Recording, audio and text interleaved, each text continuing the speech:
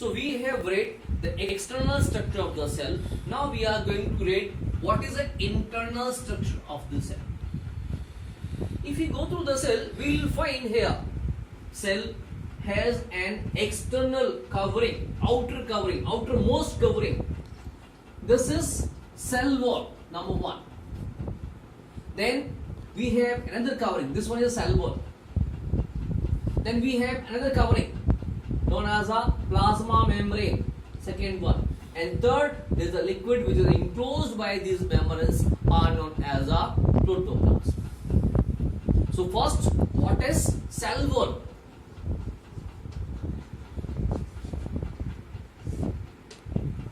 Cell wall.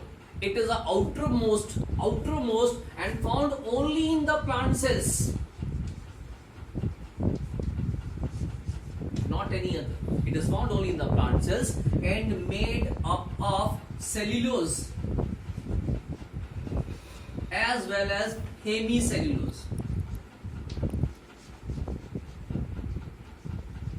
Composed by the two chemicals, one the cellulose and the hemicellulose.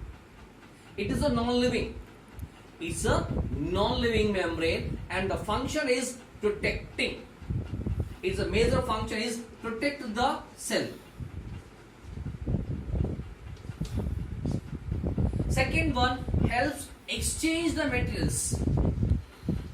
As it is having the pores, I have made here. This is a cell wall of one, cell wall of two membranes are here. One the cell wall, right? And between the two cell walls, there is a one layer, and the layer is known as a pectin or middle lamella, not pectin. It's a middle lamella.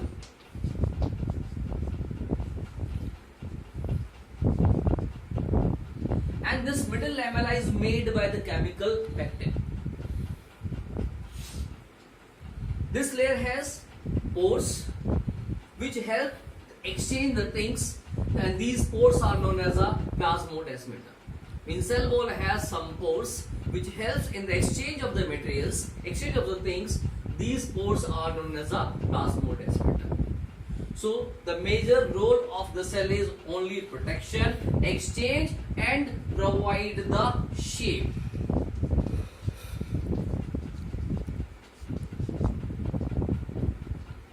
Then we have another membrane found there known as a plasma membrane.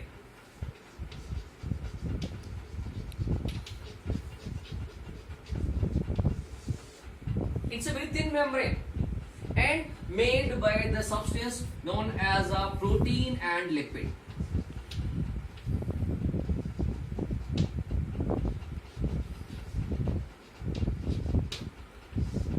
A thin membrane made up of protein and lipid. It is found in both the cells, plant cell as well as the animal cell. It also helps in the protection, exchange the things. Its nature is semi-permeable.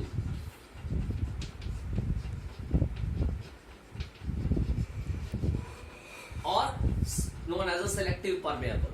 It means semi-permeable or selective permeable. इसका meaning है कि ये कुछ चीजों को तो अंदर आने देता है या बाहर जाने देता है. It allows only few things to pass through it. It doesn't allows all the materials or the things to pass through it. That's why known as a semi-permeable membrane. Inside there is a one liquid which is enclosed by it, and this a jelly-like substance which is enclosed by the membrane is known as a protoplasm.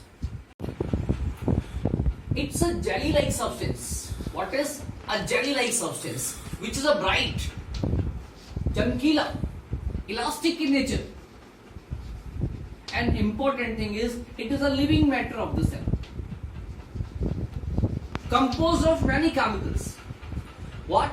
Jelly-like, bright, elastic, living matter composed of many chemicals. It was discovered by the scientist Dujardin and named by the Purkinje. Discovered by the scientist Dujardin and named by the scientist Purkinje. the protoplasm, the liquid jelly substance here, this is divided into two parts. One, the part is nucleus, and another part is cytoplasm. There is only one spherical portion present in each cell. If one cell is there, another cell is here, so there is a one portion, and this spherical portion of the protoplasm part is known as a nucleus, and around that a liquid portion known as a cytoplasm. If you go through the nucleus, it is a spherical shape, has double membrane. It has a double membrane, and this double membrane is known as a nuclear membrane, outer membrane, and the function of the nuclear membrane is to protect the nucleic material. The material which is present inside that, it is protected by this membrane. There is a nuclear membrane. Then there are certain pores known as a nuclear pore. These nuclear pores helps to exchange the material from cytoplasm to nucleoplasm. इसके अंदर एक liquid है जिसका नाम है nucleoplasm. Nucleoplasm और इसके बाहर लिक्विड है साइटोप्लाज्म. अगर कुछ एक्सचेंज करना होता है, so these pores are helpful. Then we have a liquid inside that which is similar to cytoplasm but some different. It contains RNA, ribonucleic acid, and this liquid is known as a nucleoplasm.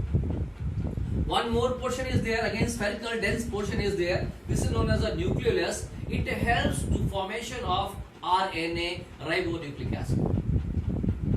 Then some thread-like structures are there. These thread-like structures are known as a chromatin threads, which finally or later converts into chromosomes. Chromosomes that contains DNA and the genes, those are the genetic materials, means helps to transfer the parental character from one generation to another. Chromatin threads finally converts into the structure known as a chromosomes. Here one structure of the chromosome is there. Chromosome is made by the kind of a protein, that's a histone protein का बना हुआ होता है. It contains a DNA nucleic acid, right? Deoxyribonucleic acid, which is wrapped over here. और DNA के ऊपर कुछ और केमिकल्स होते हैं, they are known as a genes. Here I have shown you, this is ये DNA दिया हुआ है, DNA के ऊपर ये genes है, and combinedly genes और DNA दोनों मिलकर क्या करते हैं, पेरेंटल कैरेक्टर को उनके बच्चों तक ले जाने का काम करते हैं. Means they transfer the parental hereditary character from one generation to another. Here I have shown the detailed structure of the DNA. It is a double helical structure which was given by the scientist Watson and Crick, and they got the Nobel Prize for it. यहाँ पे दो threads दिखाई दे रहे हैं, दो filament दिखाई दे रहे हैं डीएनए के, और बीच में कुछ ये अल्फाबेट्स लिखे हुए हैं A, T, C और G. Actually they are the nitrogenous bases, or they form the genes. A stands for adenine, T for the thymine, G for the guanine, and C for the cytosine. So how they are arranging, it is a fixed to person, right? And that is why we can find out the parentage or many more things, but the process is known as a DNA printing. These DNA and genes, they carry the characteristics parents to their offspring.